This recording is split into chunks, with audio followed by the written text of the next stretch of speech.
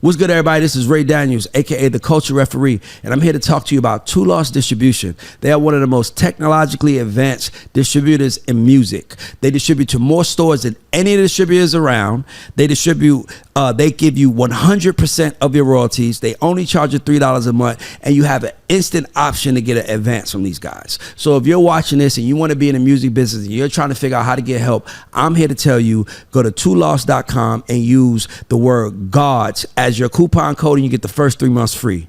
It's Rick Broomfield, aka the Negotiator. This is Ray Daniels, aka the Culture Referee, and welcome to Artist Spotlight, everybody. And today we're gonna put. This is something that I've been wanting to do, and I want to say I think our guest has been wanting to do. We've been wanting to get in the room to do this for at least. I remember we mentioned it to each other last year at Grammys. Like, what we gonna do something? So Troy hit me about something going on, some artist development. It's been at the center of conversation, which I love. And I was like, bro, let's do a show ASAP. So everybody give it up for the legend, Troy Taylor. Let's go. And, thank you. Appreciate it. Troy, welcome. So Troy, there was a little bit of controversy over the weekend with Jermaine Dupri speaking about something you said. I just want to give you the floor to go discuss that. Then we go okay. To everything else. So it's real simple. I did a post. Actually, I made the post 2022, and it was about artist development and how the labels don't do how the major labels. I said major labels don't do artist development anymore. Yeah. And so of course that's repurposed content. So I reposted it, and ironically, he saw the post and he decided to make a comment.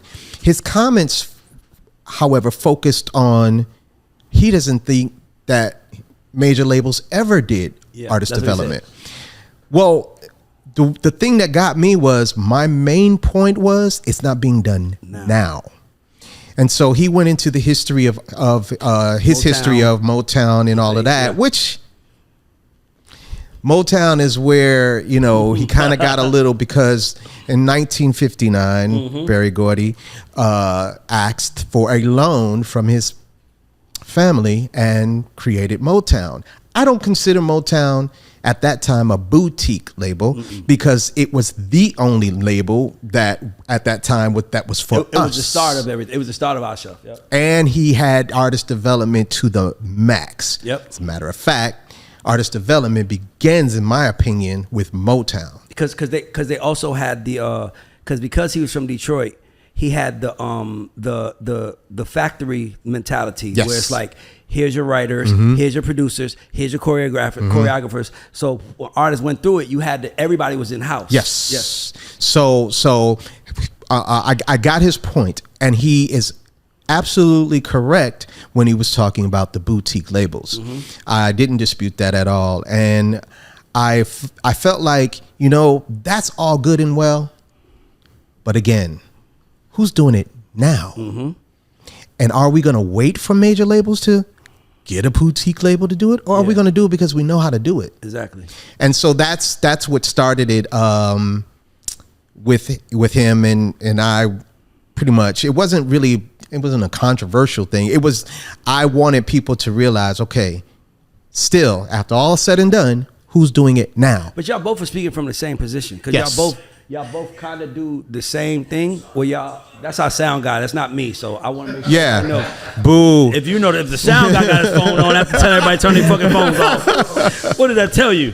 No, that's never. By the way, that's never happened. That's never happened again, and that's why you need a mic. So it's okay. Right. But what I was gonna say was that you and Jermaine kind of are the same. You guys take talent. You don't just produce for them. You get into their minds, their brains. So I think y'all both are coming from the same place. It's just JD was speaking about who did it, and you're like, nigga, we need to be doing it now. Exactly. But it's the same. It's the same thing. But artist development is so important that I don't want to talk about who did it, because these kids don't care.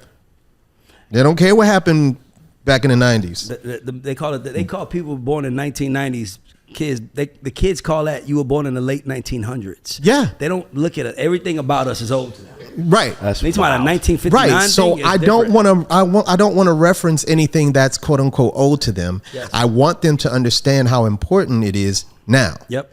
And ironically enough, they don't even really know what artist development is. So let's get into it. That's what I want to do the show. So my thing is artist development for you. So let me just get into my thoughts on you, Troy. So if you're an artist and you don't know who Troy is, you're bugging. By the way, I stand by that. I was in the Apple store yesterday. Some young lady was like, what do you do? I'm like, what do you? I'm like, I'm in entertainment. She's like, I'm in entertainment too. And I'm like, and you don't know me? You're not in entertainment. and she looked up. It's not me being an asshole. It's kind of like, nigga, if you know sports, you know Stephen A. Smith. Even if you don't watch him, you know who he is. You know the talkers. You have to know the voices. But I always said, Troy, you aren't a producer. You are an institution. And it's funny because I almost feel like what JD said was right after looking at you, because you developed countless talent. Yeah. But you had one star assigned to you. Yes. If you were supported properly, which was I think JD is saying, then you would have had all of those artists signed to you. Then you would have been the Cash Money of R&B. Yeah. So I'm saying it to say that you are an institution. When people come to work with you, it's like I look at you and me kind of the same. It's not you're just working with this guy. It's an experience. Yes. Get your pen and pad out. Get your phone out. Get your shit out. Because if you pay attention, your life just changed. Yes. If you thinking I'm gonna change your life not gonna change. Exactly. But if you come in here, you pay attention to what I'm saying. I just changed your life. You are that. What are your pillars or your thought process? So what I want to do, Rick, I want to act like I'm an artist. I'm an 18-year-old kid. I want to sing, and I just found Troy. Tell me what you're looking for to even decide you want to work with me. First question: who are you? Okay, I'm gonna answer. I'm gonna try to answer. Yeah. I just graduated high school. I like girls, and I want to make a whole lot of money. That's who I am right now. I don't know much about myself. So is that why you want to do this? Yeah, I want to sing because I want to get the girls and the money. Okay. Like Trey Songz. I saw what you did with him. Okay. Do that for me. All right. Then you don't need to do this. I was waiting to see how long it took for that answer to come out. I was trying to be nice. Don't be nice. Don't be nice. This is perfect. I want people to, listen, let me tell you something, Troy. I just got to say this. I think America, Black America in particular, is fucked up because we don't have I got a new iPhone, guys. I don't know how to work it. It's a 15. You got to press a button. It tells you it's silent, but it's not. But anyway, what was I talking about? You don't want to do this. I said you don't want to do this. No. What I was saying is that people come to people like yourself and say, I want to do this, and they want to get you in. But I'm asking you, before you even, but what would make you interested enough to change, to say, you know what? I could change that mentality. Okay, so when I do masterclass seminars, one of the things that I say is, the music industry is the most horrible, disgusting, disrespectful, evil, terrible thing. You really don't want to do this and you don't know it. But since you're here. Yep. So after they say that, what you just said, I'll say, okay, let's hear your music. But before I hear your music, what's your Instagram? If I go to the Instagram and you say you're a singer and I see nothing but pictures, yeah, whatever. We have a problem. We have a problem because what is this? Yeah. Why am I not hearing you singing? Your social media is your digital resume. It's your digital resume. It's your bio. It is who you are. Yep. And if I look on there and I don't see what you said, okay, you said you want the girls. I'm looking on your page. You don't look sexy. Yep. What do the girls want? Yep. Look at the angles you're choosing. The angles ain't even right. Do you even know what girls look at? I can tell you don't, because the way your picture's such. So I'll take what you say. Yeah. But I'll break it down. Exactly. And say, oh, you don't want to do this. You know how I know? Because look at your page. Look at this picture right here. What's that? Yep. You didn't even have a haircut. Your nails ain't even done. Dusty. What girl wants you to touch them? Your nails ain't even done. Institution, guys. You hear how this man talking? I ain't never referred to nails up here. This guy's an institution. Keep going. I'll challenge any chick that I'll ask, do you want a nigga touching you with dirty fingernails? No. At all. Nope. Because they looking. They are. They look down. Girl, and your lips crusty. come on, man. You see what I'm saying? Like, so I'm looking at all of this in front of me and I'm hearing what you're saying and I'm taking what you're saying into consideration at that moment in real time. Yeah. It don't even add up what you said. And what I like to do is you seem the same way. I just hold the mirror up and say, hey, this is how I develop. I'm like, here's a picture of what you want to be. Here's a picture of you. Here's the mirror looking at you. What is missing? And if you can't identify the two things between you and whoever you look up to, you're not going to work anyway. Because the most important thing you have to be successful in this business is honest with yourself. Yes. Especially as an artist. And that answer is not honest with yourself. Nope. Can't be, because you want to get the girls? Okay, I'm still with you now. So did you get the girls in high school? No, that's why I'm starting to sing. So you think that singing is going to capture the girls? I want to be like Trey, man. You said I want to be like Trey, man. Trey got the girls singing everything. I want to be like Trey. Trey did get the What girls. made you like Trey? But I'm Trey 18. had them in high school. So he already had it. See? He was already a ladies' man in high school, and I knew that. Little skinny nigga, white beater don't even fit him. You couldn't tell him that. As a matter of fact, jumping forward, when he got on stage, the first thing to go in the first few seconds is the shirt. Yep. And he's just as scrawny as he want to be. Yep. He didn't care. Yep. And they screamed just as if he was a buff. You know what I mean? So,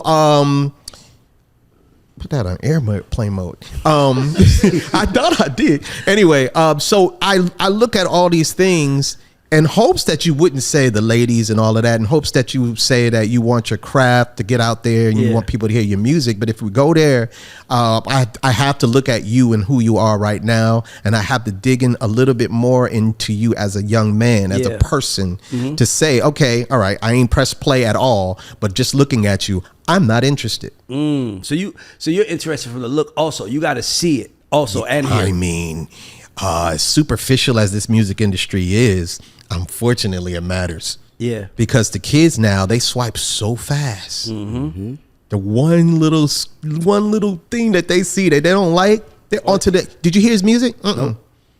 Why? You see this nigga? He's like, what if he's dope and talented? And then the most important one, I believe that a star is when someone wants to be you. Yes, I do. I'm looking at you, and at that point, it's like, why would a nigga want to be you? You ain't even giving them something to say, oh, I just like the way you wear. Like, those are off-brand kicks, but the way you wear them, like, yo, every time I go to your page just to see how you gonna dress, that tells me, oh, you got something. Yeah. So now I want to press play. Yeah. If that music better match what I'm looking at. Yeah. And if it doesn't, we'll start there. So, question. Glad we went there. What, in Troy's mind, what matters more? Having the it factor, like you just said, or someone that doesn't have the it factor but has the it music? That's a good question. Very good question, because they both are the same to me. Me too. I could see someone in the grocery store and just, yo, what do you do? Girl or guy? Yeah. I'm oh, okay. So you don't sing or anything? No. Okay. Just wanted to let you know that you have something. Yeah. And if you wanted to pursue it, I'm telling you now. Because what you're speaking about now is, what I think we're focusing on is the difference between being a star and being talented. Yes. It's like the difference between being a movie star and being an actor. Yes. Like, some of y'all are actors, but movie stars have that factor. Yes. They got that thing. Superstars have that factor. You can rap good, like, but do you have that charisma? Do you, that like aura, you said, that like I always factor. say, like, do you, like, you know what I say? I say, are people gonna want to dress up like you for Halloween? Yes. That's why I said. That's how we know. If they want to dress up like you for said. Halloween, then we got something. That's why I said, who wants to be you? Yep, exactly. I don't see why anybody looking to want to be you and go to your page and constantly just see what you're doing. Yeah. Just start there. Yeah. Again, this is all before you press play. So now you say, you know what? I'm gonna give you a chance in the university. I'm in. How, like, what do you? And by the way, I don't mind answering this either. I would love to, like, exchange notes, because you're a master at this, and I feel like I am too. But I've been wanting to have this conversation with you forever, because you are in what we call, I guess, the soft man world, which is R&B, but you not soft on them. No. You hard as a motherfucker. Yeah. Like I've seen clips of you. I've heard. I had a group that came and sung for you, and I couldn't make it till when they came. Brandon Reister brought them over to you, and he said, "Boy, Troy ripped their asses apart." He went in. What are you doing? What are you doing? And I'm like, damn. In R&B, you bring that energy. And what I was saying earlier was that I think the biggest problem with our culture is that it feels like the black man's voice is lost in it. Yeah. And the black man is the protector. And that's not just of my woman, that's of my family. Yes. That's of my name. Yeah. That's of our legacy.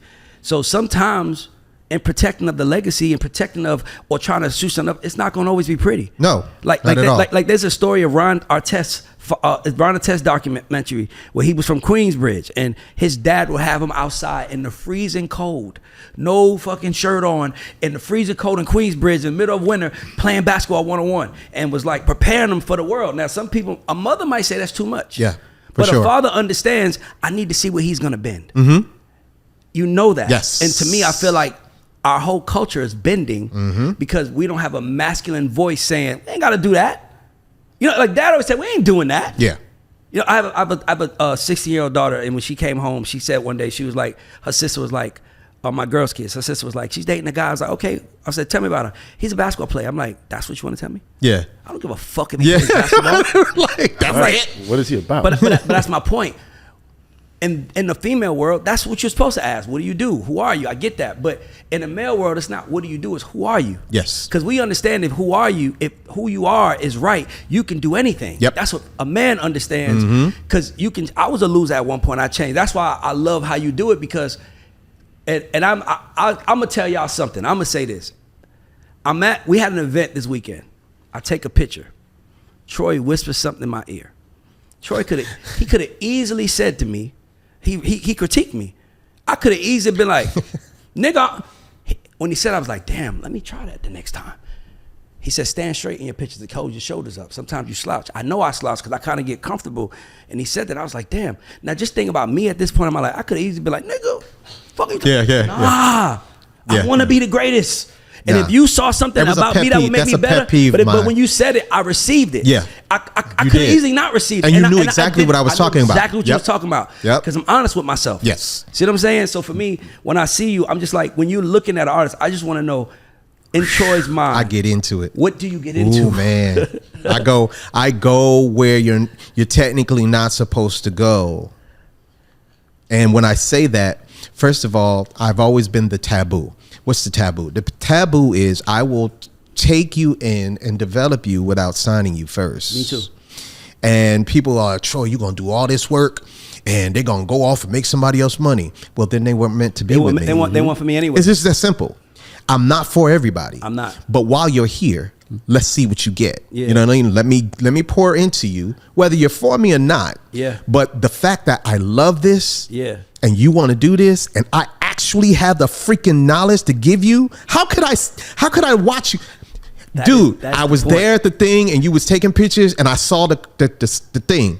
And no, it's a comfort zone. It's a posture. Yeah. Comfort zone. It's like let me get my position. I want to punch him in the back. Yep. Like straight. And so I know Ray, so I felt comfortable enough to say, and it wasn't about me.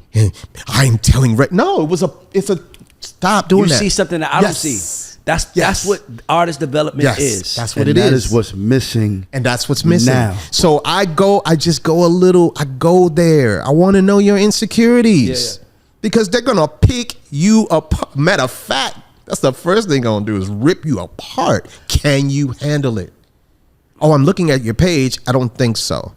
You're always covering your face. You're always slouching. You're always da-da-da-da. That shows lack of confidence. Yep. So why do you do that? What you mean? What do they get defensive? Okay, you're defensive now. So that means you're going to clap back at people, which you're going to mess up your brand. See, all these little things I start picking apart because I got to prepare you. Yeah. And it's worse now than when we were coming up. Way worse. Because we got social media. And so now you're hearing it in real time. Yes, right away. Right? And you're also getting ignored fast. I mean, so fast.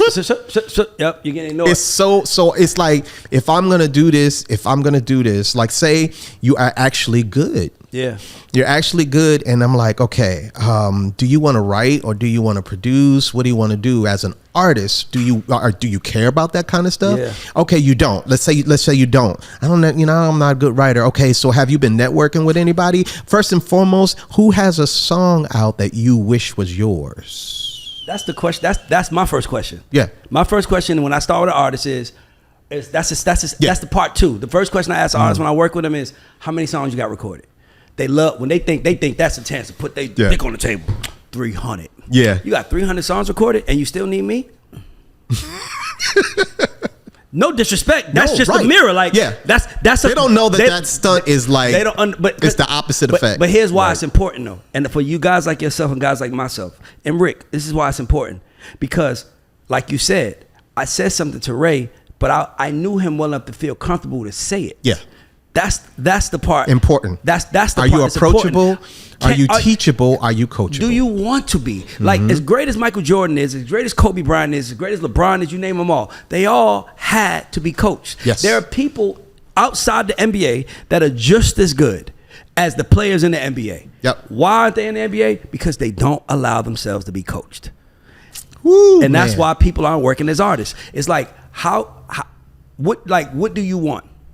And my thing is whatever you want, I want that for a mental note. Yes. Because I'm going to get you there. And then I'm going to say, now what? And that's when you got to face, I really want to be great. I really want to be great. Oh my gosh, this thing is deep. This thing is deep. It's deeper than what they say they want. And I'm like, yo, you don't understand. This ain't no game. Yeah. I'm sorry. It is a game. It is a game. But it ain't. But it's not a game at the same time. Hey, it's a game where the stakes are high. Yes. Where you can actually change your life if you win. Gosh. And you know what it is? See, I just want to say this, guys. Troy and I have never talked about this. No. But I can see the frustration in him. Oh. Because people like him, Rick, and myself don't get anywhere without an artist that wants to listen. Yes. So now I got to ask you another question. You've developed. By the way, I want to dive into something you said because I think that's important to talk about the what we spoke about the money part where you said if you have money, and we spoke about that. My thing is I lost my train of thought. I know that's my guy coming, so I'm just like making sure that is. But I want to dissect something you said when you said what kind of song do you want to make? Yeah. Or what's out now that you wish was yours? I always say, give me a hit in the last 10 years that you wish was yours. A hit though, not a regular record. No, wait. Watch this. Go ahead. Watch this. I don't do that first because I want to see what they say. Yeah. And when they say like a song, like it was the album cut, because that's their favorite song. I'm like, okay, so you do know that wasn't a hit record. Yep. And they go, what you mean that wasn't a hit? So now I know you're not paying attention to hit songs. Yes. Okay, I'm giving you a chance. Give me a hit song that's out now that you wish was yours. Yes. That doesn't mean that's who you want to be. Yeah. That's you just, every time you hear that song, you see yourself singing it. Yes. Then they start thinking. Now, I get into this really. Me too. The fact that they think. You're taking too long. Yep. You're taking way too long for me. I'm sorry.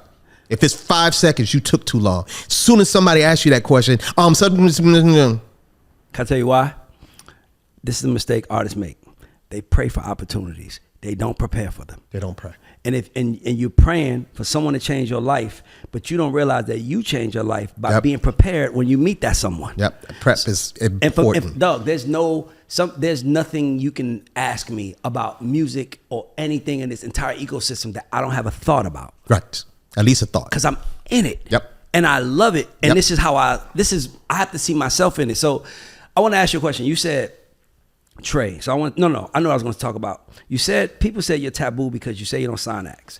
Now, I want to say this. I agree with you. I actually think that that's how we all should do business. I think the reason why the business is so fucked up is because of paperwork gangsters. Here's why I say that. Because it's like signing someone is like getting married. Yeah. Yes. You don't get married the day you meet someone. No. Or within 30 days, unless it's a game show or you just desperate to get married, right? So if that's the case, then that's what a dating period is for. And then it's the boyfriend-girlfriend period. And to me, that's how I look at music. Let's just date real quick. Let me see who you are on the first couple of dates. Who you are going to show up, and then I can know how much to give. Because I can tell you this. There's no amount of paperwork that can keep someone with you. No. Not at all. There's no amount of paperwork that keeps someone with you that doesn't want to be with you. If they don't want to be with you, I don't care how thick that paper is. I don't care, and that's what I'm saying. Make it ugly. It doesn't matter. And they'll sign with somebody else in the middle of you. What? That happens. That's what I'm saying. So my thing is, and I know, and you know this. This is what they don't understand. Let's give them a secret. Let's break this down. We're not judging you for not wanting to sign. No, that's not what we're judging you. But what we're saying is that every time you write your name on a piece of paper or promise somebody something, you sold a piece of yourself, right? And the hard part is that what we know is that by the time you finally get that opportunity, you're gonna have sold everything, and it's not gonna be nothing for you to do anyway. So it's not we're telling you to be loyal because we're trying to see how you can be with us. It's just, dog, people are watching, and I don't think people know how much successful people aren't successful by mistake. No. They don't miss a fucking detail. Nope. No, they don't. I.e. you saying Ray stand up straight. That's not a detail that you missed. That's a detail that I missed. I caught it. It's implemented in my life. It's going forward.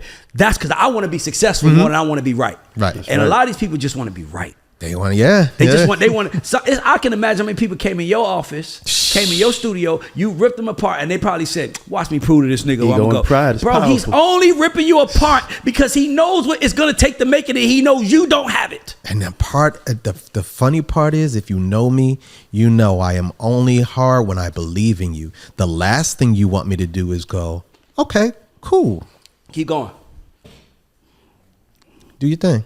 That's what you don't want. Meanwhile, you don't want that. Tuned you out. You don't want. But if I'm like, hey man, come on, no, like, ooh, because we talking about artist development. Artist development is so many different.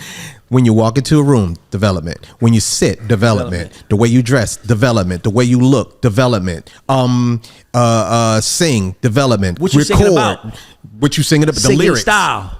Everything, yo, it's so intricate. See how you getting into it right now? I feel you. It's so intricate. So it's like my thing is I'm talking to you. I'm like, it's so intricate that you need to shut the fuck up and get in line and say yes sir and do your part, because there's so many things you have to learn, and we don't have a lot of time, and we can't develop you behind the curtain anymore. Right. Nope. We got to develop you in front on the stage everybody. now. So now the stakes are higher. Yep. It's way higher. And for me, I'm like, dog, I get nothing if we don't win. And I have to have something. Yep. So I only want to pick winners. And before I even get in bed with anybody, I'm studying you. I'm watching how you react to disappointment. I'm watching how you react to failure. I'm watching how you react to wins. I'm watching how you react when you get your first check. Yeah. Nigga, money. if you came to my house every day at 3:00 on that Monday through Friday, you get your first check, and now you tell me I can't come today? Yo, 3:30. You came 3:00 and you show up at 3:30. And you start showing up at 3:30. People don't know. That's a different level. Yo, Troy, let me tell you something. Bro, I love it. I love it. 3:30. I am the same. Dog, I had these producers a couple years ago, been developing them little hungry niggas in the studio making beats every day. I was like, you know what? I'm going to bet on y'all. I called Zach Katz. Zach is running BMG. I'm like, yo, bro, I got these producers I need a deal for. Zach was like, how much you need? I said, I don't know, man. They knew they've been in the studio working every day for 6 months for nothing. Let's give them like $35,000 for their pocket. They don't have no placements yet. Man, listen, that 7 months they was in the studio, I never knew what a 4-for-4 was from Wendy's until them. Like I just like, Ray, you get $10, only 2 4-for-4s. I'm like, what the fuck is that? Yeah. So nigga, and all of a sudden, man, I'll be sitting here. We doing the interview. They walk by. Where y'all going? Oh, we gonna get something to eat real quick. Something to eat real quick. Where y'all going to get? Benihana. As soon as they say, this is as crazy as this sounds. At that moment, Troy, I checked out of them. I checked out. Because you saw it. Dog, that's what I want people to understand. The minute that I saw them going to Benihana's, I'm like, I got to check out on y'all. Because that's who y'all really are. Y'all needed money. Y'all was waiting to get paid to go do that. Yep. Nah, nigga, you do this every day and you get paid and paid and paid and paid. They don't know. So I have this system. I have a system called, in the beginning, listen and do. Yep. The system is very simple. Listen, do. Listen, do. listen, do. I ask you a question. Okay. Listen, do. Listen, do. Listen, do. What's good, everybody? This is Ray Daniels, aka the Culture Referee. And if you were wondering who this beautiful woman sitting next to me is my sister Tiffany Daniels Sai. Let's give it up for my sister. Everybody can clap. This is good. And my sister she's the most talented person in the family, and we started a family business, a signature scent company. So if you like smoke a lot of weed in your car and you want to get the scent out, you have to check out these scents. I know guys that use it for the weed. I know people that use it for cologne, and everywhere they go to get compliments. We make candles. We make room sprays. We got them in kits. So if you want to buy something for your loved one or anybody that you care about, hit us up, LorraineCo.com. And we're going to put the website at the bottom of it. But support this black business, support this black woman, and order, I promise you guys. As a matter of fact, use the word gods, and we'll give you 15% off. I just made that up, so if my sister's face looks crazy, don't get mad at her. I'll eat that. But guys, when I tell you this shit is incredible, you really should check this out. The best scents ever. LorraineCo.com. And we'll put it at the bottom of the screen. Thank you. Thanks. I ask you a question. What do you think? Mm-hmm. Okay, thank you. Listen, do. Listen, do. Listen, do. Ask you a question. What do you think? Try it. Yep. I say learn and apply. That's my version. I'm saying do not learn if you're not going to apply. Right. I have a community that and I do go weekly with them, and I'm like, I get frustrated because they're so excited to hear me talk, but I'm like, y'all don't get it. I'm in it. I love this shit. Yeah. I've been to the top of the charts. I want to stay there, my nigga. And all you got to do is shut the fuck up and listen. Boom. So that's why it's listen and do, because not only is it the test to see if you're going to listen, it's the test to see if you're going to do without asking me questions. Because I said listen, do. I ain't say, so what does that mean? As soon as I say do something, if you go, huh? You didn't pay attention. See, the huh, Boy, what's your sign? I see your reaction now. What's your sign, bro? I'm a Gemini. Oh, he crazy. Oh, this nigga is crazy. The huh got me. The huh, what? I know you heard me because you're standing right there. I know you heard me. The huh tells me you didn't agree with what I asked you to do. Yep. That's what the huh meant. Yeah. They heard you. Yeah. So you huh me. Come on, dude. I know. No, I didn't understand. Say I didn't understand. Yeah. Don't say huh. Yeah. And so people will go, oh, Troy, come on, man. That's too much. See, if it's going to be all like, you think I'm bad? Can I tell you the difference, Troy? Let me tell you what it is for the people listening. What Troy knows is that the other people that get that version of you are not going to care enough to tell. When you walk out the door, they're going to be like, glad that's over with. That's what he knows. Basically. And I'm trying to, yes. And what you don't understand is the key to this staying in this game is being invited back. Yes. Being invited back. You could be a dick. I'm a dick. Troy's a dick. Yes. But we smart dicks. You got to be a smart dick. You want to be a dick. Because and to be honest with you, I'm not going to say we smart. We're great. That's why. That's why Michael Jordan is frustrated when he can't. It's like, I am so dedicated to this. If Troy said, Ray, it's 3 documentaries that you got to watch, I am watching that shit tonight. Same here. And I'm going, and by the way, if I don't understand what you told me to look for, I'll call you. Yeah. Help me explain. Mm-hmm. Explain to me, because I want to get it. Because I know the more I get, the more opportunities I have to feed my family. Yes. And that's what they don't get. No. They want the money, the cars, the clothes, the hoes. They want to be successful. No pun intended. But now let's go back to that. Let's go back to that 15-year-old Trey Songz. Man, he's standing in front of me. First of all, I was just doing my ex-partner at the time a favor. My boy wants, he wants you to listen to his son sing. And so I said, okay. He kept asking him. So he finally asked me to do it. So had him come over, and he came over, and he had this big Chiefs jersey, hockey jersey, and he small and big head and just skinny and big feet. And I'm looking, and I'm just like, okay. And so he comes downstairs in the basement, and I said, okay, so you sing? He said, yeah. And so I said, okay, sing something. And so he sang Donnell Jones, Where I Want to Be. And now he's 15. He's never done anything before, but because I'm so into this, I noticed he didn't drift in key. You know, some people sing a cappella, they drift in key.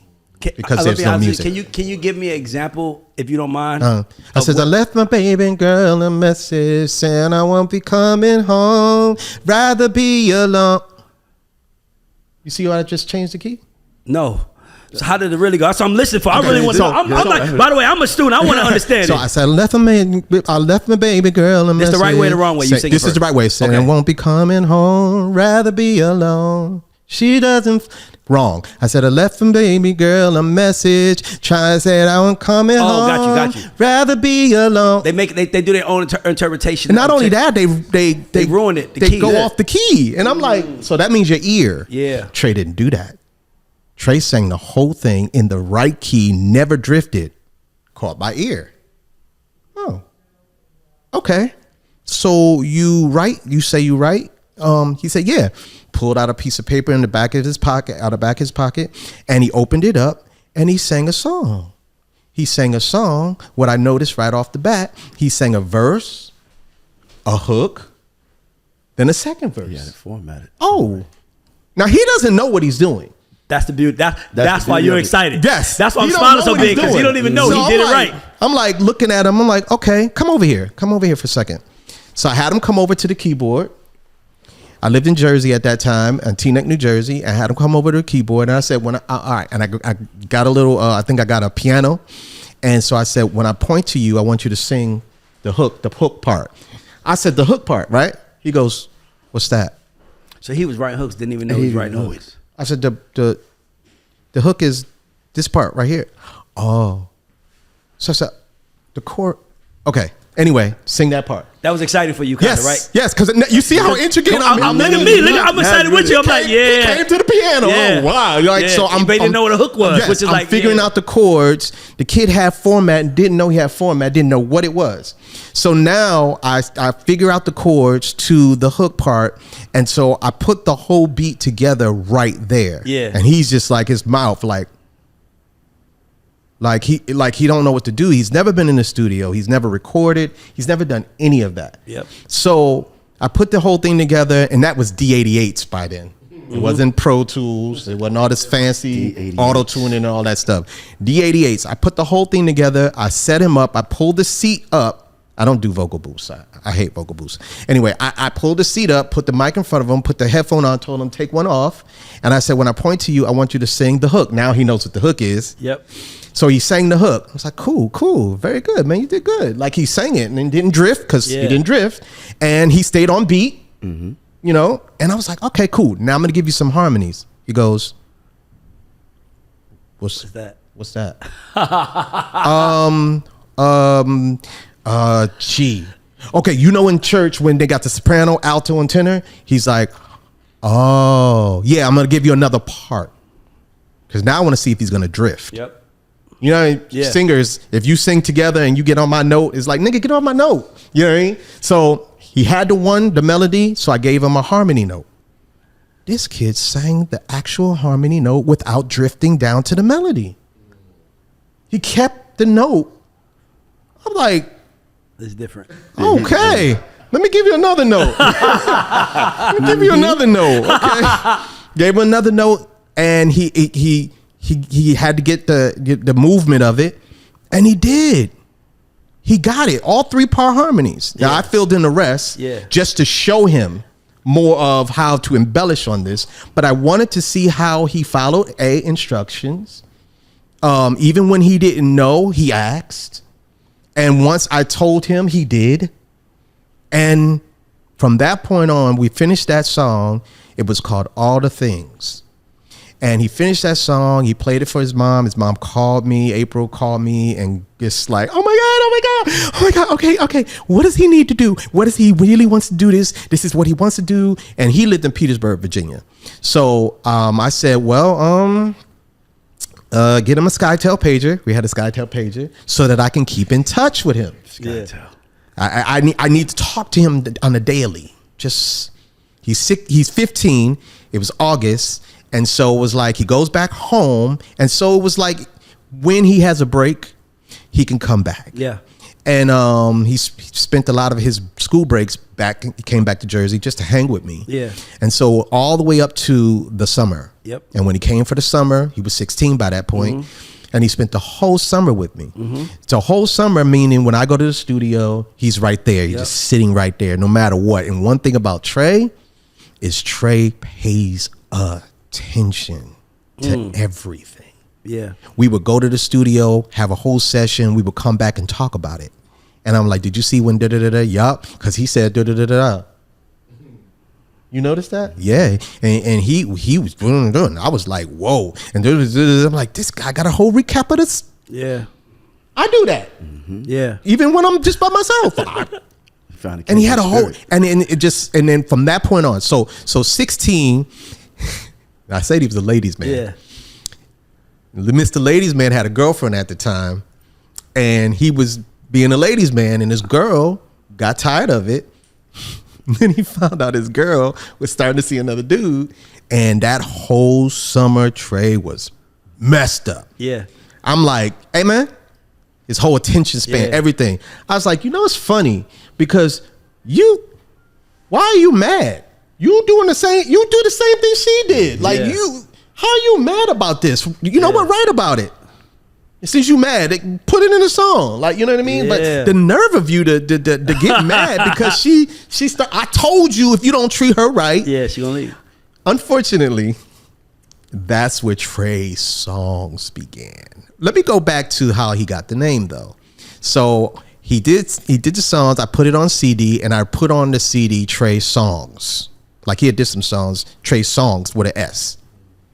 So one day he called me, he was like, yo, I got a name. I said, name for what? I said, my name, my artist name. I was like, oh, okay. What? Trey Songz. What do you mean? No, but with a Z though. Yeah. Okay. Okay. What did your boys think? He had some boys that he grew up with that they were very, very close. Yep. And I knew if anybody gonna rip him a piece, it's them. Them. So I said, what did they say? And he was like, they like it. I was like, He said, I said I didn't like it. I didn't say I didn't like it. I was just questioning it. But no, it's not that. What he didn't understand was that him at 16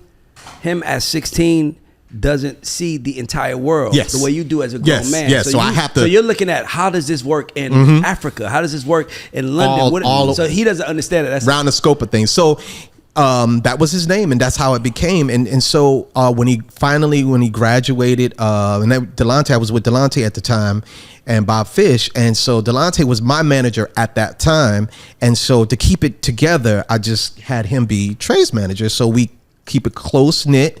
And it really worked. Delonte gave his knowledge, Bob Fish gave his knowledge, and we poured into him. Yeah. And he was just so receptive and so on it. And to this day, I always say the best student I ever had was Trey Songz. But I want to say this though for anybody listening. Notice he was 15. Notice every time you ask him a question, he said he didn't know. It didn't bother you. He didn't know. We don't want you to know everything. No. We just need you to know how to do you. Mm-hmm. So when I tell you, here's how to do you, then it transfers now. Because what we're trying to figure out is how to show you to the world, right? Yes. It's kind of like we're like the guys that come on stage and say, and now we got this. And the crowd doesn't react. Drums are, ta-da-ta. Oh, they don't like that? All right, cool. You come in.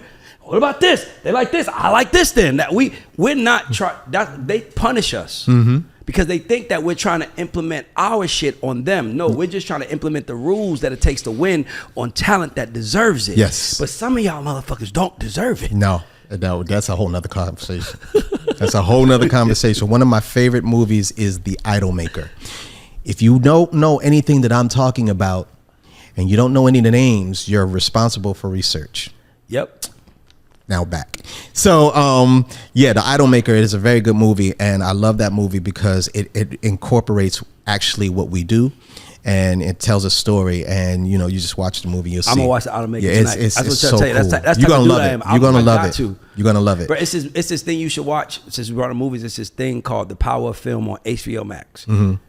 Incredible. It's called what? The Power of Film. Oh, film. Okay. Imagine you talking about the power of music and talking about every song in history this guy, and he breaks down the okay. mental, because it's all the mentality of the audience.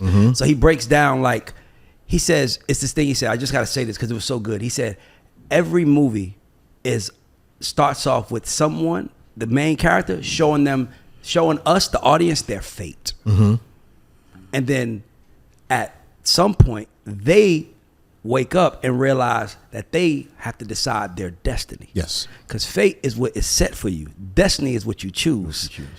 And then they start breaking down. And one other thing he said, every movie ever made, he said 90% of the movies ever made could all be called Trapped.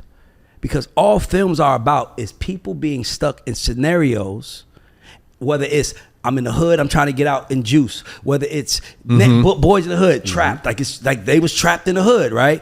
And then he breaks down like the mentality of the audience, and that's what you are. That's why I love hearing you, because as much as I know, guys, I don't understand the notes going off. I just know what I just know what sounds. You know when good. it's wrong, though. Yeah, but I don't. You know But I when don't it's wrong, but you understand. can't, I don't understand to identify it. Yeah. So I like that you understand and codify it. And the point I was making to anybody listening is that we don't look for perfect. Troy's not looking for perfect. No. He's just looking for able. Trey Songz was able. And someone who wants to be better. Because if you want to be better, I can help. I can do that. He looked at me as, I don't. I want to know what you know. So I'm not going to sit here and question you in a way of combating you. I'm going to want to know, understand. So when he didn't understand, I didn't have a problem explaining it, because I knew after I explained it, he was going to apply it. Exactly. And I'm going to tell you something. And this goes back. I'm going to use Tehran as an example. 2014. By 2014, we already did Poured Up. We already did We Can't Stop with Miley Cyrus. We had hits. We was good. We met Dr. Luke, and Dr. Luke treated Tehran like a student. Tehran is a hit songwriter. Right. And Tehran was like so excited. Like, no, Ray. Ray, I'm about to stop working with everybody. I only work with him. Because he's the only guy teaching me the science of hits. Yes. Science. The science of it all. What you are as a musical scientist, you are showing the engineering of how to make a star. Yeah. If you have a problem with that, that has more to do with you. Matter of fact, that has everything to do with you. That's like me getting mad at the NBA because they only pick tall players. Well, shit, I can ball. Nigga, that's the world we live in. You want to go create another league for niggas under 6 feet if you want to ball. But if you want to ball with us, this is how we play. Yes. And that's what I want people to understand. We're just trying to take you to the fucking stage.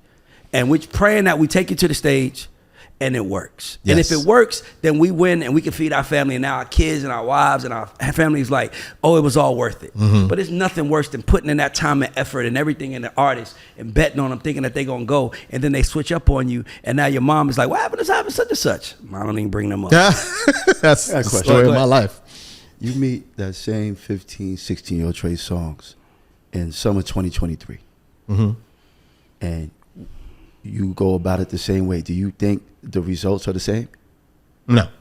I was about to say, I was going to say to you, and I'm glad you asked that, but I was going to ask you, I don't know if How They Broke Trey works in 2024. Because it's Trey. Because I remember I didn't know about Troy. That's the crazy part. I didn't even know about Troy. I knew I was working on Trey with Mike Karen and Aaron Baisha. Okay. So that was my window Aaron into Aaron Baisha and Mike Karen. That was my window into Trey Songz world. But the thing that I remember, like, they was worried. Just Gotta Make It came out. It wasn't doing what they wanted it to be, and then they was kind of like, we don't know what to do with them. Blah, blah, blah. And then I Don't Want to Leave drops, and it changes everything. No. That's not what happened. No. Tell me what happened. I want to know. No. First of all, okay. First and foremost, Gotta Go was 2 years after it was done. That music was 2 years old. In other words, let me break it down to you, and as science. Yep. Gotta Go, would you call it I Don't Want to Leave? Gotta Go was made when Kanye did You Don't Know My Name for Alicia Keys. Yep. As a producer, I always test myself to see if I could do it. If it's something that I like, I test myself just for fun to see if I can make a record like that and a beat like that. And that's how you challenge yourself. Everybody that don't understand, this is how you get better. I listen to, I'm like, okay. So I found this sample. I'm like, ooh, we did that when that record was out. Yeah. by the time Gotta Go came out, it was 2 years later. So everybody looked at me like, man, you dated. I tried to tell Mike. Gotta Make It had to just gotta make it. But it was 2 years after Kanye was doing it with Twista and and speeding up the sample. Right. And so but it was 2 years later. Yes. So it looked like I was dated as a producer. That was 2005. Yes. And I'm like, the world doesn't know that. No, if it would have came out in real time of when I did it, it would have been a different. It was like, you got that boy sounding old. What they didn't know was Trey actually had an old soul. Yeah. So that beat I made, Trey was upstairs about to go. He was about to drive back to Virginia, and this is a thing that always happened. Anytime he was about to leave, something was going on and that makes them distracted. So he came downstairs and he was like, yo, I'm about to leave. And I had it playing. And he was like, all right, cool. He was like, what's that? Turn that up. Oh, man. Dang. I was like, what? It's like, I don't want to leave. That's exactly how it went. But I got to go right now. I'm like, hey, hold on. Put that down before you leave. So he looked at me like, what? No, I'm serious. Yeah. Put that, what you just did, let's record it so you won't forget it. So we did that, and I'm like, man, you might as well just go ahead and do a verse. Because he freestyles. Yeah. That whole verse is a freestyle. It's calling my body, because he was going back to your girl. It's calling my soul, calling my mind. You know, the whole thing was a freestyle. Yeah. It was he matter of fact press record, and that's what he did first because he rapped. Yep. People didn't know he's actually a very good rapper, but he did that. So his freestyle game is crazy, and I was like, okay, cool. So he leaves, and I go and do the bridge. Bridges are that's my favorite. Yeah. Harmonies, bridges, changes is my favorite part. So I did that, called him over the phone, and played it for him. So I was like, man, I got the bridge.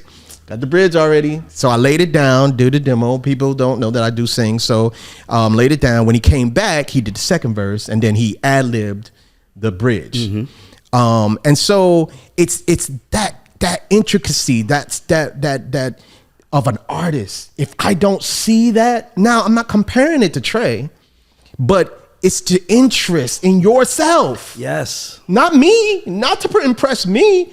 If I don't see it for you, for your own self, you can't be around me. Obsession, you gotta have obsession with improvement.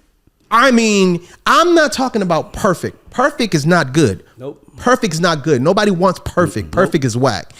First of all, you can't be perfect anyway. None is perfect anyway, yep. Can't be perfect anyway. So there's the imperfection that reminds people that they're human. Mm-hmm. And you don't want to remind people that they're not human or that they're not, imperfect. If you're trying to be perfect, you're constantly reminding people that they're not perfect. Yes. Nobody wants to be around a perfect, feeling like, oh, you do that all the time like that. I can never do that. Relatable. Fun. Yeah. So they need to see some type of thing. So perfect is not the goal. Yeah. I want to see, are you relatable? Yes. Can people relate to you? Can people go, yeah. So with Trey, the niggas, Trey, he performed like a rapper. Got on my freaking nerves. Oh my gosh. I'm like, dude, you trying to be a sexy man. You performing like a rapper. Take the shirt off in 20 seconds. Dude, come on now. And the funny thing is, here's a funny fact. Trey can actually dance, but he won't. You'll never see it. You'll never see it ever in life. Of course, he's 39 now, so you definitely ain't seeing it. Yeah. But back then, he could actually dance, but he wasn't gonna do it because Chris Brown was doing it. So he wasn't gonna do it because they both from VA. Yes, yeah. And he was like, "Nah, Chris, do that." So it's like you got to do something, nigga. You just moving across the stage back and forth like a rapper, dude. He wouldn't bend the knees. He would do the R&B pelvic thrust. He wouldn't do nothing. I'm like, oh gosh, this nigga 36 shirt. Gosh, dude, Trey, you got to do something, which comes to the next of artist development, because now you are a star. Now you do. They want to hear you. They want to see you, but now we got to keep growing. We got to get you media training because he had the Petersburg draw. You can't understand them. He gets on their interviews. It's like, oh my gosh, we got dude. I ain't understand the words you said. And I know if I didn't understand you and I'd be around you, they're like, what did he say? So we had to get him that. We had to get him all kind of things. And then, remember, he was baggy clothes, ate straight to the back, wooty woo, tall, which means that he got good posture, which means he got broad shoulders, which means that he can wear the dopest clothes. And I was, into fashion. And I'm like, Trey, dude, you could wear the stuff I wish I could. I'm short, I'm stubby. I wish I could wear the clothes like that. And you don't want to wear them? Yeah. You didn't care. Yeah. I'm like, until Ready. Ready is called Ready because all through the whole time I would say, Trey, you ready to do this, man? Do you really want to do this? I don't know. I don't know if you're ready for this. That's Gotta Make It. That's Trey Day. I knew he was ready when he said he's cutting the braids. When he said he's getting in the gym. When he asked for a stylist. What? It clicked upstairs. It clicked. Now it's go time. Now you're ready. Now you're ready. That's when he took off. And Delonte created the cover, the album, because he was in the gym. So now he wanted to show off his little physique. You know what I'm saying? And so he had the low cut and everything, but his face, that Ready. If you look at that Ready cover, he looks ready. And the songs just, it took three transitions. Make an album and it changes because new songs come in. It took 3 transitions before we got to boom, or what it is now. And I was going through a divorce at the time, so I was really, really, really, really mentally, totally mentally broke down. But nobody knew it. Yeah. Because I had so many writers and producers around me, I couldn't let them see that. I had to stay focused, so I poured everything into Ready, from the song selection to the sequence to the millisecond of when the next song starts. Everything. Oh, this is a fade. The next one's can't be a fade. The next one, boom. This one stops. We need the interlude. Boom. All of that, all because I was mentally on one side, personally distraught. Yeah. So it was very important to make sure that these kids, producers, writers, artists, did not see me break. Yeah, because you're the coach. They knew. I would talk about it. Exactly. But when things got to get done, I don't want them to go, well, shoot, I remember you trying to act like boom, you folded. They don't have that memory because a lot of them don't even remember me going through the divorce. They was like, you was? Yeah, that's what I'm saying. But to me, that's what leadership is about. Yes. I always tell it to my team. I'm like, you can't do this and then get mad when they do that. Yes. Like you have to be like greatness is not dictated. Greatness is practiced.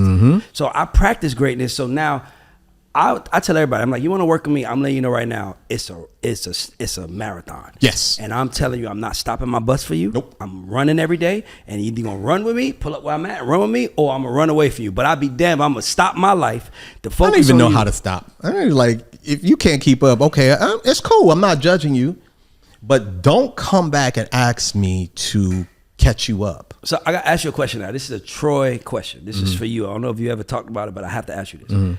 Do you feel like you could have played Troy's role differently when you had a superstar artist? Because you were a purist. You are a purist. There's some production companies where the guy that you signed to wants to do nothing but be in the studio, like a Dr. Dre. You're like a Dr. Dre. Dr. Dre, then you have other CEOs who's all in the videos and everything else. You never did that. No. You never did that. But I did it once. Because I wasn't the guy to make a video for 2 seconds. But I was going to ask you, like, did you ever, but that was an inception. Yes. But I want to ask you, like, at the moment when Trey, because like I said, the weird part was that I was in the room with Atlantic every day and they never brought up Troy. I would only hear Troy's name from Zeke. This is when Zeke was in the clutch. Yes. And Zeke was like, Trey's my guy because Troy, da-da-da. And I'm like, Troy, I keep hearing Troy. I kept hearing your name from like, it was almost like they would say it and then they'd be like, yeah, you know, he signed to Troy. And I'm like, who the fuck is Troy? Why is that? And I'm saying that to say that you could have been the guy that's like out there in the buying cars for him, showing off, saying songbook, but you didn't. You really were a purist. And I want to ask you, looking back at it, just looking back, would you have done anything differently? Because you're way more known now without having a star than you are when you had a star. Imagine if you had a star and you would probably be the president of the whole United States of America because now people see you and now they connect in the dots. They connect the dots. And I was just curious because you played it so quiet. You were just like, even when the deal was over, it was just kind of like deal's over. But you know, him and Troy still cool. Everything is good. Everything. And I'm like, Troy, guys, must be a nigga that I just like. He must not give a fuck. No, I was an artist first. I was an artist signed to Motown. Got you. And Timmy Regis first signed me, and I made a whole album. And during the course of making that album, I started working with these kids. And 15 to 17. There was 4 of them, 15 to 17.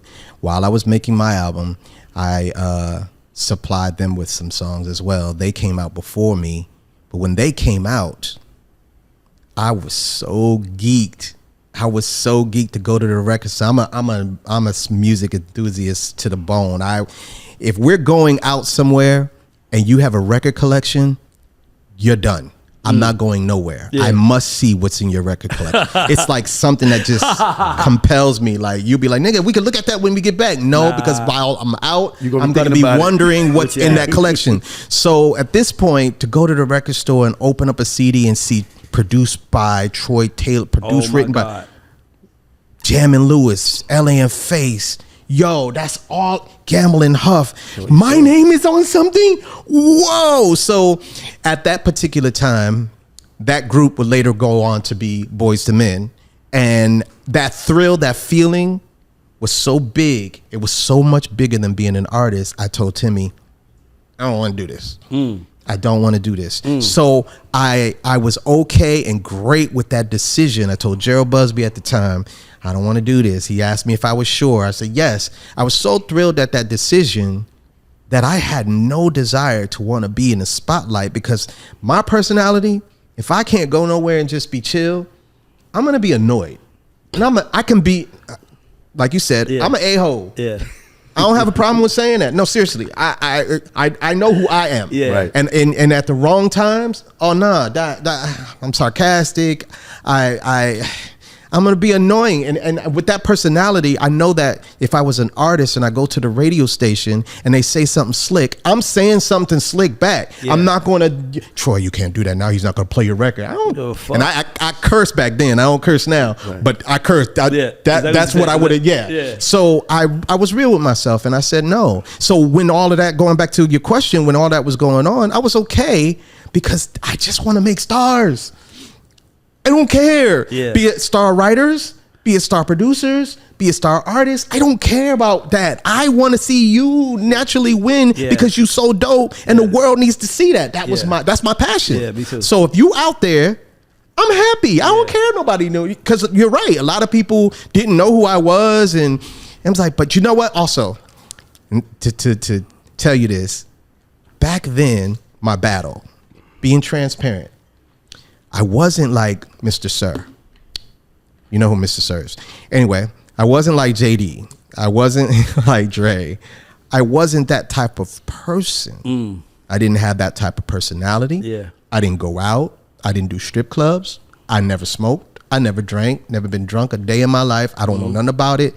There's a certain posture in the music industry that, you know, comes with being a star producer, star artist, star writer, boom, and you go out and you celebrate and you partake. Yep. I didn't partake. So I got left out of a lot of things because I was the guy who's going to be sober and remember everything. And then you going to forget and I'm going to tell you what you did. So I'm no fun. Yeah. And I knew that. So I was cool with that. Yep. But did I have a problem with people not knowing who I was back then? Yes.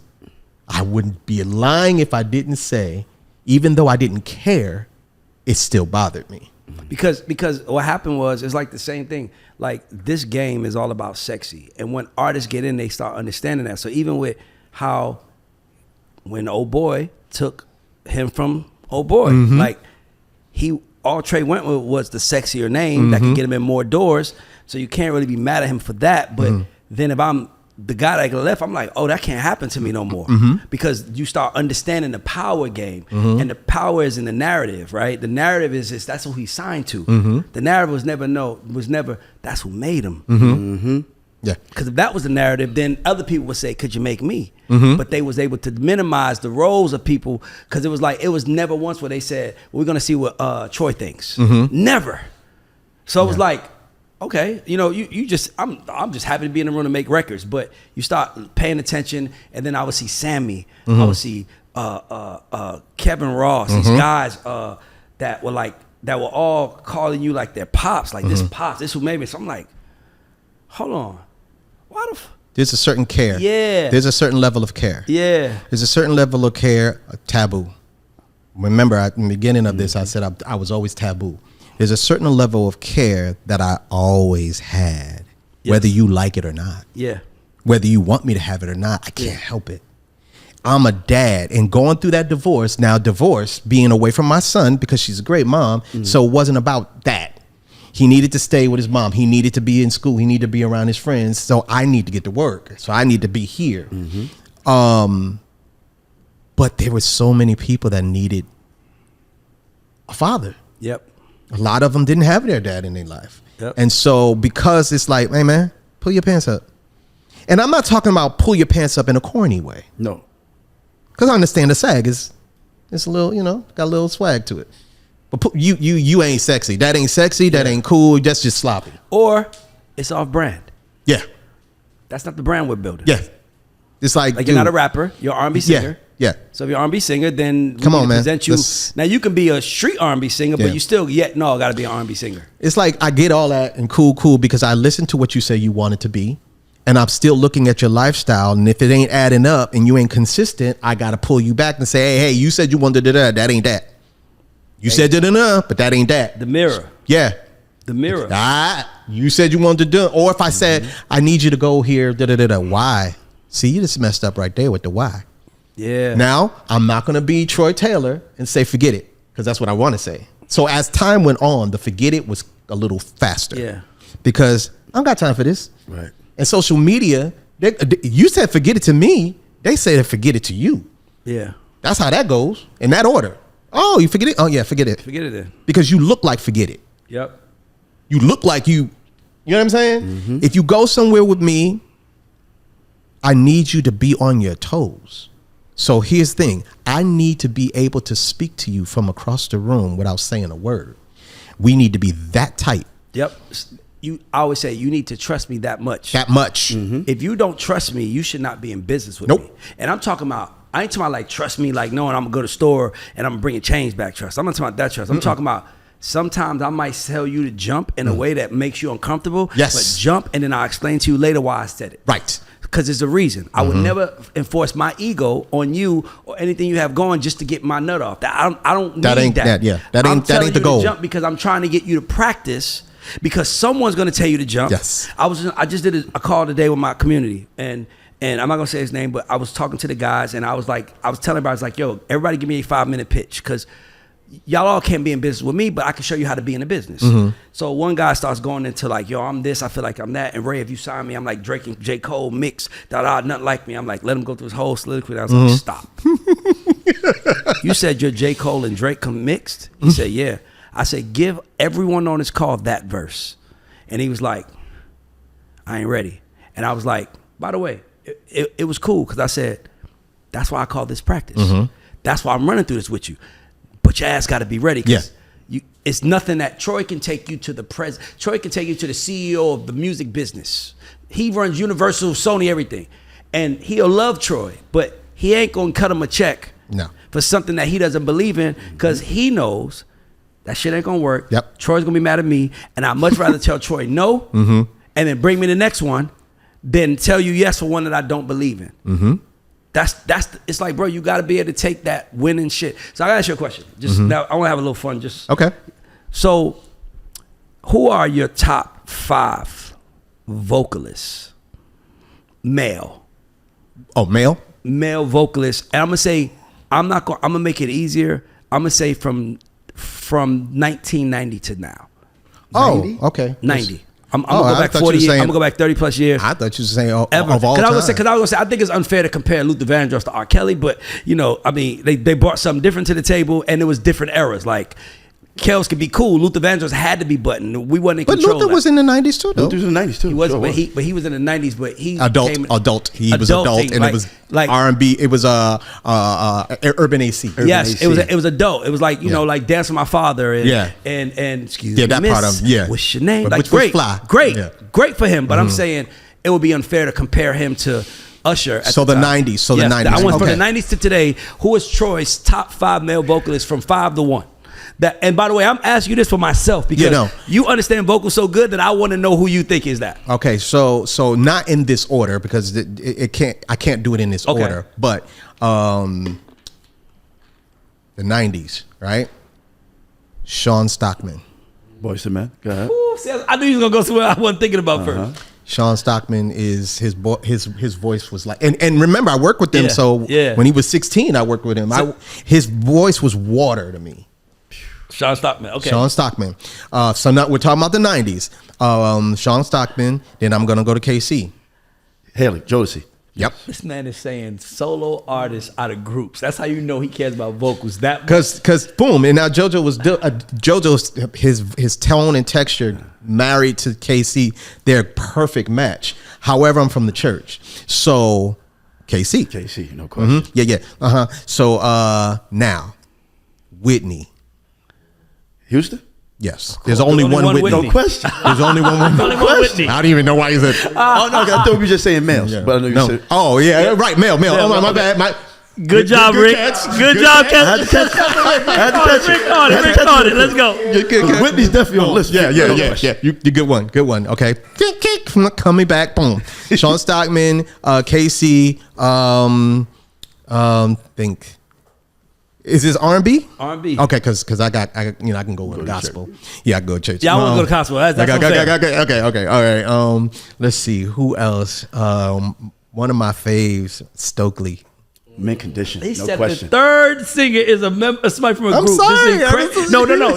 That's not sorry. Yeah. That's telling us you dig deeper. Yes. This way is deeper. This is I hear his voice over their voice. Like that's well, ill. Stokely was the singer. Stokely was the singer though, but still. So Stokely, his tone and everything. So and if you notice, most of it is his tone. I was about to say, because everybody said has a distinct tone, right. Every Yeah. single one has the very distinct tone about it. So then I'm gonna go with Mr. Sir.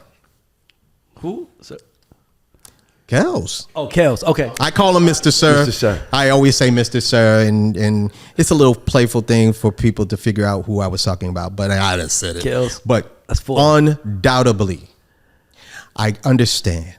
I get it. We just talking about singing though. The personal, I get it. But vocally, don't you ever think that man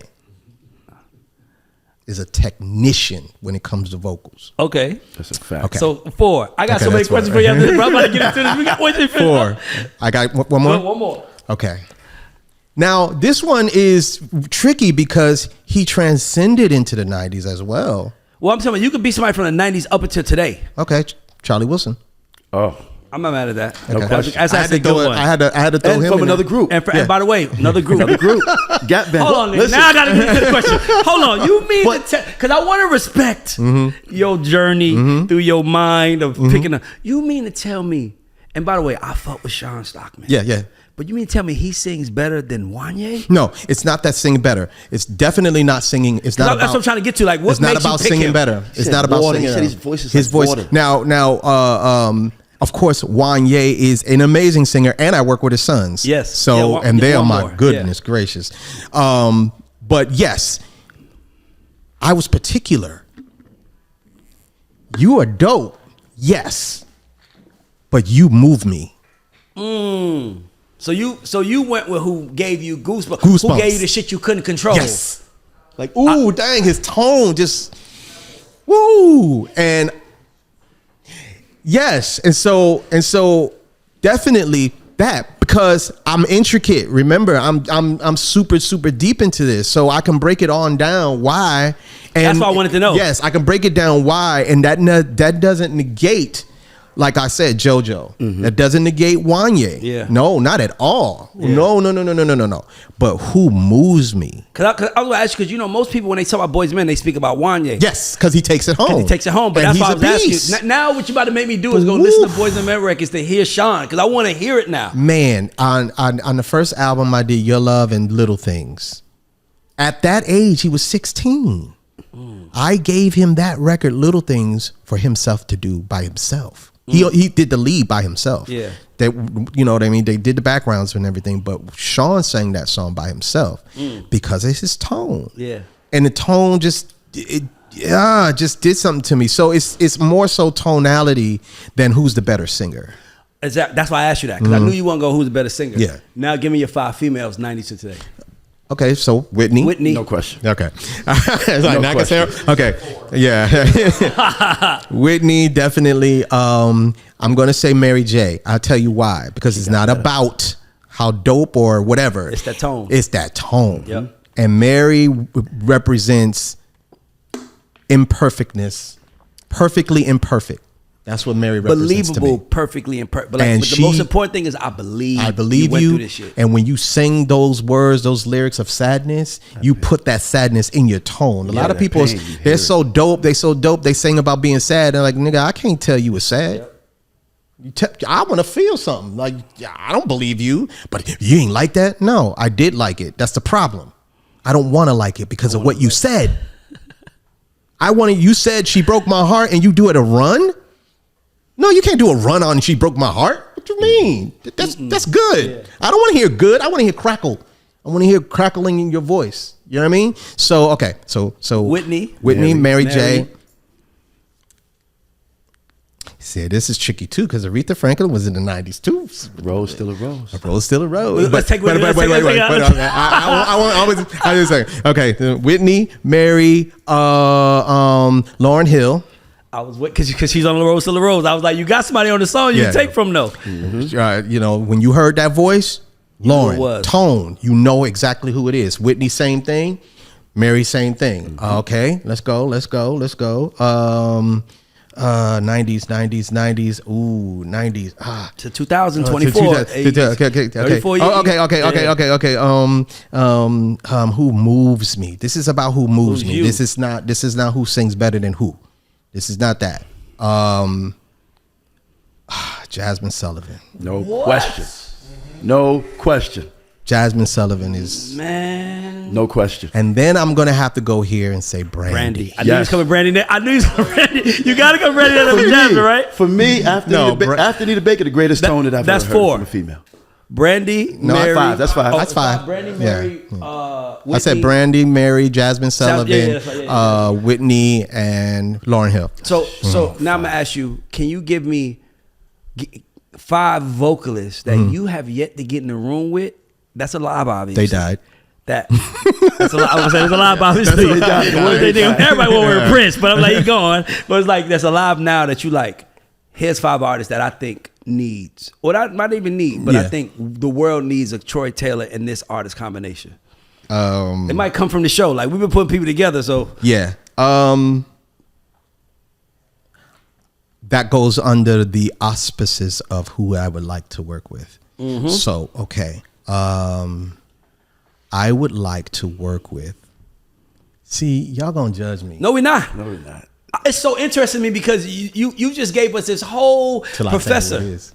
Who? I would like to work with Coy. Leray? Yep. Of course. I love Coy Leray. That'll be dope. I believe there's something in there. Me too. Sway Lee. Ooh. He's actually my top.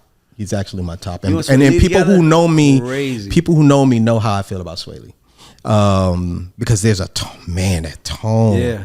That tone is something there. It's like He ain't tapped into it yet. He hasn't. Every time he He does, hasn't. though, he makes Every a hit. time he No, I'm does, talking about it's like freaking the diamond, record with double Post diamond. Malone, the record with French. I mean, Look, he double does like diamond. 2 million, There's a 2 tone. billion streams records that he makes when he gets in his bag. there's a tone in there that is like he playfully does it. And I'm talking about I don't got no type.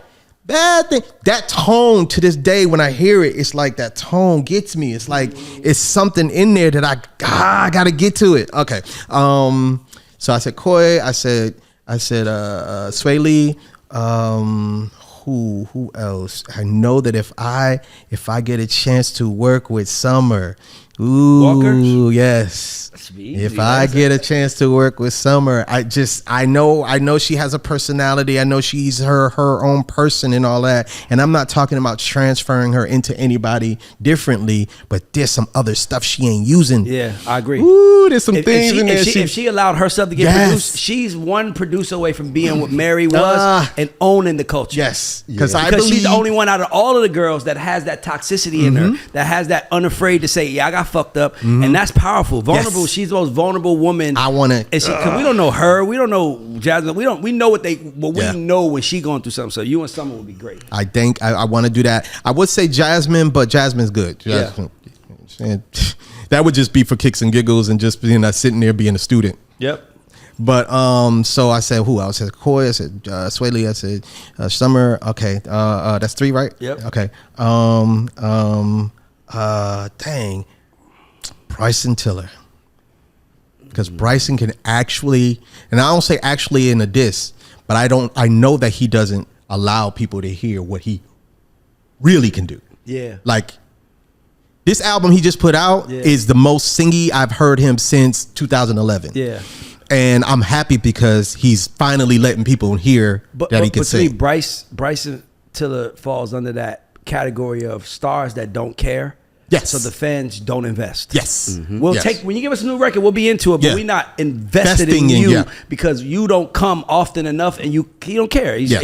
He good. So. I love Bryson, and I know he can really sing for real. And he don't care to do it. And it's no. It's not a bad thing, but it's like, dude, I really want to get you to sing. Like, so that's 4, right? I got to get a good one. There's a good one. Hold up. There's a good one. Where's your mind? I got it.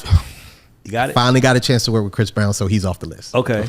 I finally got a chance to work with Neo, so he's off the list. Okay. One more. Shoot.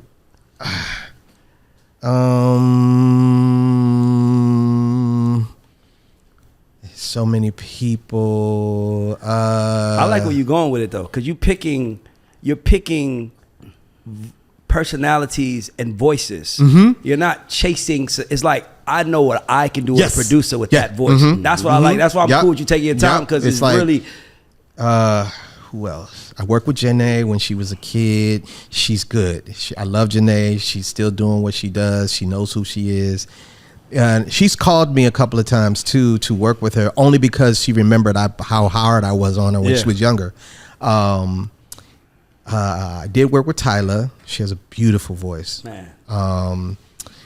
Let's see. One more. Giveon. There's other tones that Giveon has that he's not using them. Yeah, and I think his tone, he got lucky with a couple of songs, but I think that they haven't cracked the code on who he is yet. Yeah. With his voice, because it's so unique, and that's not an A&R thing. That's a producer. That's an A&R putting you in the room with different producers saying, Troy, try to play with his voice, take him out of his comfort zone. Now, on that note, going back to our beginning of our conversation about artist development, let me bring it back. Yep. When I said major labels don't do it anymore, now let's talk about the ones that actually do. Mm-hmm. Zeke. You mentioned him earlier. Mm-hmm. My brother. Shout out to Zeke. President of Epic Records, who is an accomplished songwriter and singer. Yep. He knows he signed Giveon without the millions of followers and the TikToks. He signed him off of the ability. He saw it, and he took a chance, and he poured in what labels used to do. He did it. He did that with Tyla. Tyla didn't have a lot of followers. No one even knew who she was. Yeah. But he went to Africa and saw her, and I don't know how it happened. No, we was involved actually in that. Colin and Brandy. He flew to Ron and Tricky and everybody to Africa for like 2 or 3 weeks, South Africa, to work with Tyla. Because he saw it. But you know what? It's something important to say. He understood, as A&Rs, they got to understand how to make the creatives invested. Mm-hmm. And you don't call Troy and say, I got this artist from South Africa. I think she's going to be a superstar. I'm going to send her to your house. That's not how you inspire. You say, I got this artist from South Africa. I want to fly you to South Africa. Nigga, you gonna get the best out of me. Yes. And that's what he understands. Yes. You gotta give the environment, you gotta give creatives an inspiring environment for them to create. Because if you don't, they don't, like, it's just like, oh, okay, this can't be that important. But when you making a record in Africa, you understand the weight of it. Getting off the plane, talking to the people, you understand the weight of what you're doing when you press play. So he did it. He did it, and he's doing it now. So there are major labels that are doing it, and I take my hat off to them, because especially Zeke, because he's from a different era though. He's from my era. And you know, he's been under David Foster, so he's from a whole different mindset. He understands what a good record is, what a good vocal is, what a good verse is, what a good hook is, what a good, you know, beat is, and you know, chords, and he can articulate. You know, you don't see that much. I want to ask you a question. This is my last question of the day. I gotta ask you this. You just took over a label. I don't want to say a name because I don't put you in a position, because I'm friends with a lot of people and I don't want to think I'm disrespectful. Yeah. But I'm asking you, you just got put in position to be president or CEO of a major label. I'm asking you, it's a two-part question. I know the first answer, but I got to ask you for the listeners. Are you going to implement artist development? That's already step know. one. Mandatory. I already knew that. That's why I asked you that. Yeah, that's step one. Now, the second question is, what are you going to do? Take away all the people that had no business being signed in the first place. So dropping artists. Because how did you get signed? My man, you know, and so, oh, really? Yeah, because he got a under the table. Yeah. And, you know, he's got a kickback. And, you know what I'm saying? Okay, so did you want to do this? I mean, it's cool. Word? Okay. Word? Okay. I mean, they gave me the bag. So you sending all of the artists that are not worthy home? I'm sending them home. Okay, Hey, so what are we doing with the artists that are worthy? Now I'll do what old boy did with Mary. Like bring them around, like kind of get into their lives. Find out where you are. Did you waiting, did it break you down? Do you still have the passion for it? If you don't, it's understandable, but you got to go, because there's a line. Look at the line. Yep. There's a whole line from here to California. Literally. Literally. Literally. Can you imagine that? Standing to get in this position that you're in. If you're not going to take it and use it and be what it deserves, then okay, it's understandable. I'm not saying you're whack. I'm not saying you're corny. I'm not saying whatever. But just give somebody else a chance until you're ready. You're not here. You're not ready for this game. And I'm not bullshitting. Yes. I put something out, my name on it. I don't give a fuck if it's you. Yes. I ain't your A&R. It's my name. They gonna say Troy greenlit that. I'm doing it. And I have gone to labels to say, you know good and well I can help you with this. You know good and well I can tell you, dope, but not ready. 6 more months. Yo, I know you're not paying attention to this one. You need to put them. Yep. I don't care. You're focusing on the wrong ones. Yep. And this ain't about me being a star. I love this game. I don't want to see people who don't care, who ain't excited to be here, and who ain't ready to really do what it takes.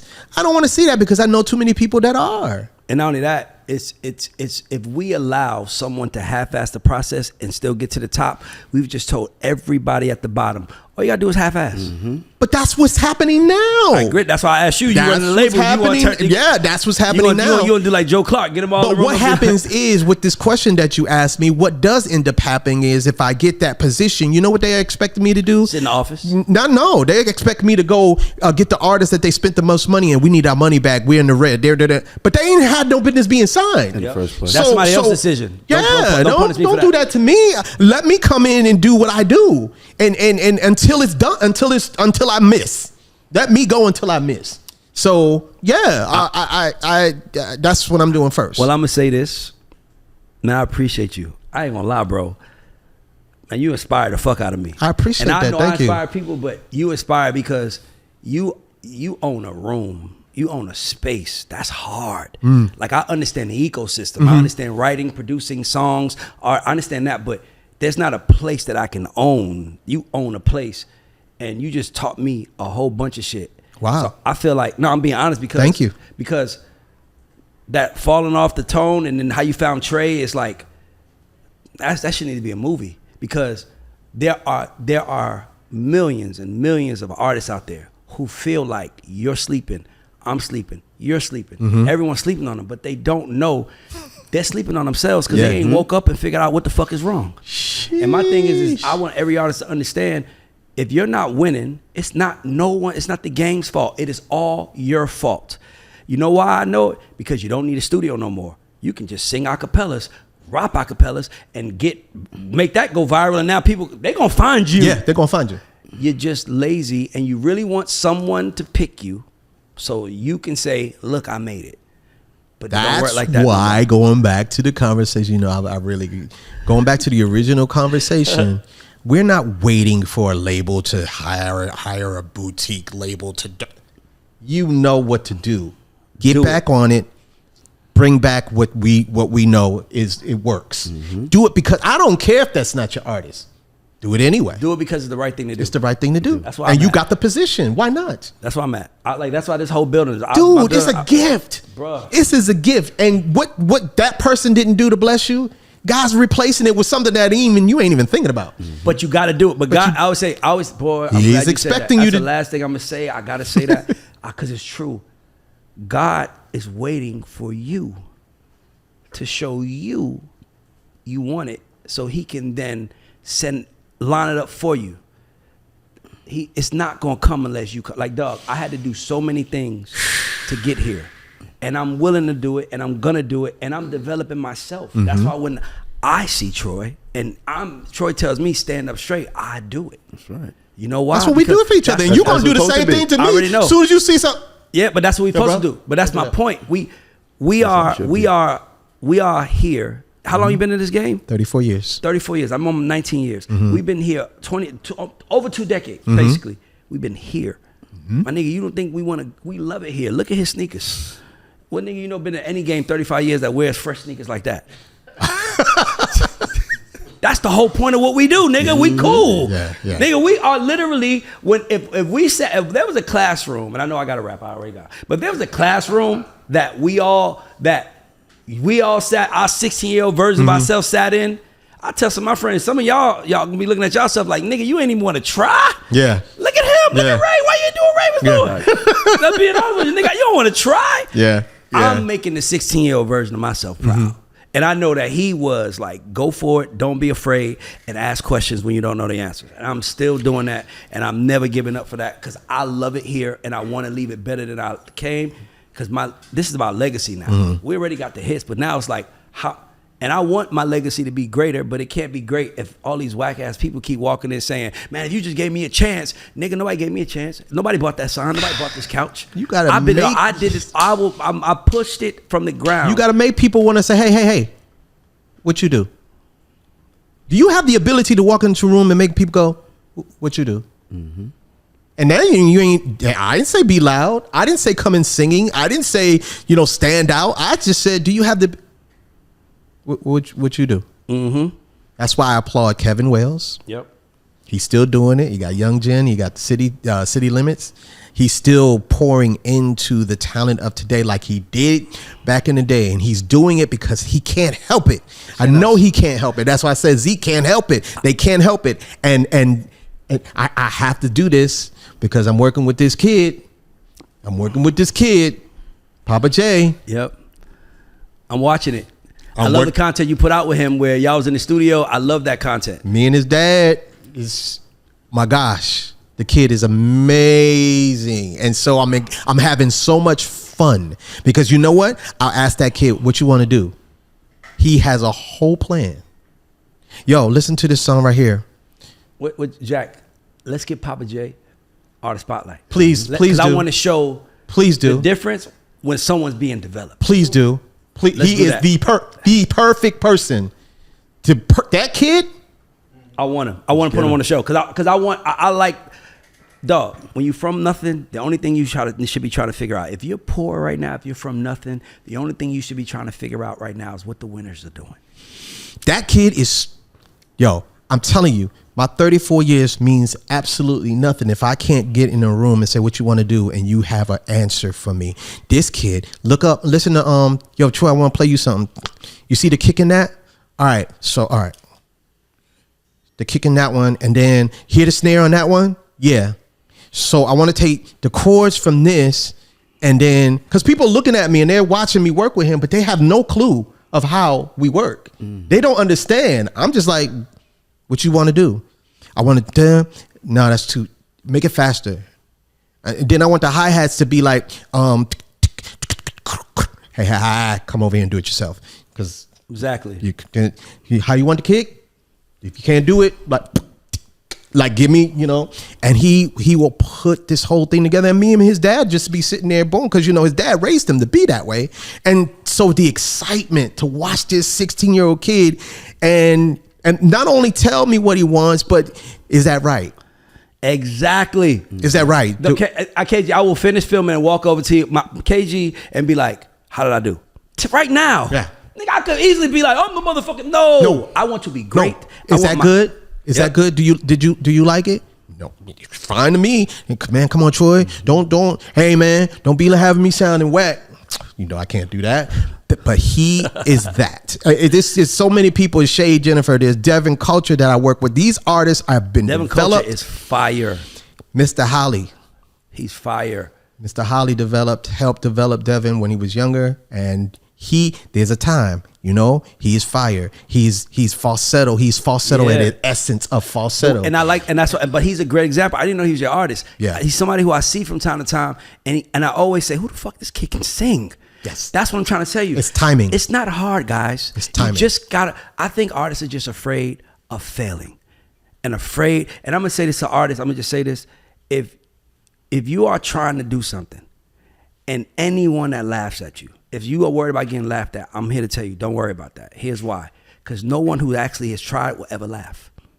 Exactly. No one who's tried They know what it looks laugh. like. They know what it looks like to try. right. They'll actually come help Yo, you. was that funny? The only people that laugh are the people who never tried. Yep. That's why they laughing at you. That's social media. And that's social media. That's what I'm saying. But that's why I tell artists, well, nobody's looking. Who cares? Don't worry about that. Your job is something will happen along the way as long as you walk on the path. But I know one thing, if we stay still, nothing is going to happen. Yep. So on that note, shout out to our sponsors. I could do this shit. I'm trying to tell y'all. I can do this. I love this shit so much. We have not covered a lot. We have to do a part 2 because it's not that. Yeah, we haven't covered a lot. We got to do a part 2. Nah, We could go 2 hours. But listen, just I got an idea. What you say you tell artists? What's that term you said? And I call mine listen and do. Listen and do. Mm-hmm. We should do.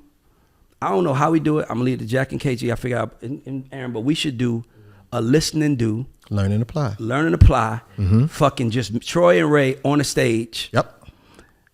Every artist invited. Matter of fact, we ain't gonna even charge. Fuck that. We'll get a sponsor. That would be beautiful. We will get a sponsor. We'll figure out how to cover it. But I want artists to come in the room because my mission and our mission is the same. It's to help save lives. Mm-hmm. As much as we want to make stars, one star changes an entire world of lives. So we understand the power of one star, right? But we should do a learn and apply and the listen and do before they even get to learn. They gotta listen first. That's what I'm saying. But like I don't even get. I'll do it here. Like I'm just saying, I want it because you are so valuable, and I feel like we got to bring this to the people. Mm-hmm. That's why I kept telling you. That's why we haven't done that yet. Every time I see you, when I saw you at Aaron, I was like, bro, what I want to do with you is bigger than just sitting on the couch because.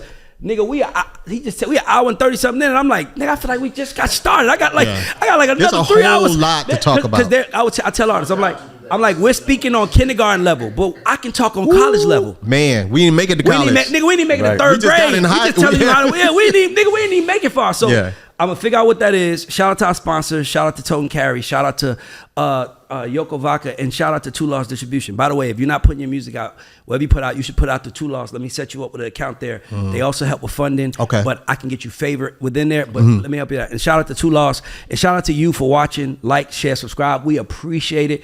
I promise y'all, this is not the last time. This is the first time in a long time I'm on the couch and I'm like, nigga, I got like 8 more hours worth of shit I gotta go through with you. So we gonna figure out a way to do something. It's gonna call Listen and Do. That's the whole point. All you got to do is come listen, and when you leave, go do. And what's harder than that? And then you will learn. And then you get a apply. chance to apply. And this is the God Show, Artist Spotlight, and we are out. Dude.